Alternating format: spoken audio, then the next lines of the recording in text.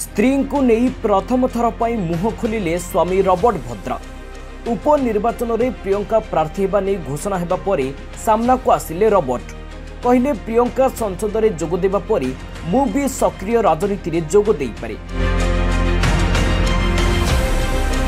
हाँ आज्ञा 24 निर्वाचन में कांग्रेस राजकुमार तथा सांसद राहुल गांधी दुईटी आसन निर्वाचन लड़ी आउ एही निर्वाचन में यूपी रायबरेली एवं केरल वायनाड दुईटी गुरुत्वपूर्ण आसन से लक्षाधिक भोट्रे विजय भी होते हेले जड़े लोक दुईटी आसन निज पाखरे रखिबार कौनसी नियम नाही।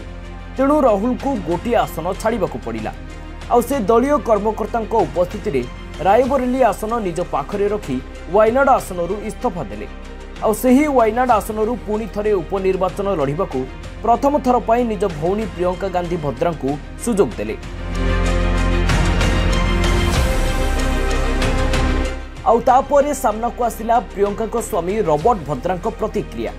से निजे केबेहेले सक्रिय राजनीति में सामिल नथाई भी निज स्त्री प्रियंका को सबुबेले लोकों को सेवा करने को उत्साहित करती एवं प्रियंका सक्रिय राजनीति में अंशग्रहण करी एवं प्रथम थर पर सांसद भाव निर्वाचन लड़ुथिबारु से अत्यंत खुशी अछंती एवं कहिसंती प्रियंका कठिन परिश्रम करिवे। मु आशा करूची लोक तांकु बहुमतरे जिताइबे एवं से संसद में जोग देबा परे मु सक्रिय राजनीति में प्रवेश करि पारे। से सांसद हेले लोकंकर आहुरी अधिक सेवा करि परिबे एवं कांग्रेस रो जहा भी सब मुद्दा रहिछि ताकु संसद में उठाइबे एवं ताकु पूरा करिबे। तेबे प्रियंका निर्वाचन मैदान को ओह्लाइबा परे एहा हेउछि तांको स्वामी को प्रथम प्रतिक्रिया जोंथिरे तांकर प्रियंका प्रति पूर्ण समर्थन रहिथिबा देखिबाकु मिलुछि एवं से राजनीति रे नथाई मध्य निज पत्नी सपक्ष रे छिड़ा होइछंती। तेबे देखा जाऊ एही उपनिर्वाचन रे प्रियंका बाजीमात करी संसद रे प्रवेश करूछंती ना राजनीति पाणीपाग आउ किछि हेउछि। ब्यूरो रिपोर्ट दिनक टीवी। कली जुगर से चलंती ठाकुर से ही सृष्टिकर्ता से ही रक्षाकर्ता।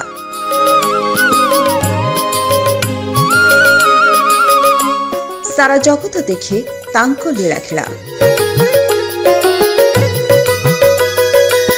रत्न बेदी परी स्नान बेदी रे देवे दर्शन।